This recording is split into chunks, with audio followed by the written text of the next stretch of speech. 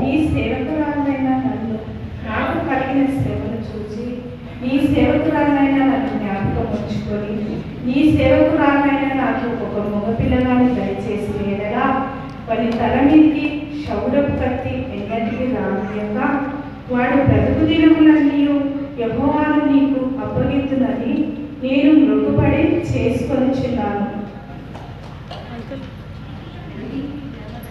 నీవు ఎంతవరకు మట్టురాలవై ఉండువు, ద్రాక్షరసము నీ యొద్ద నుండి తీసివేయకు. అది కాదు నా ఏలినవాడా, నేను మనోదుఖము కలిగి ఉన్నదానను ద్రాక్షారసమునైనను మద్యమునైనను పానమునైనా నేను చేయలేదు, కానీ యెహోవా సన్నిధిలో నా ఆత్మను కుమ్మరించుకొనుచున్నాను. నేను నీ సేవకురాలైన నన్ను పనికి మాలినదానిగా ఎంచవద్దు.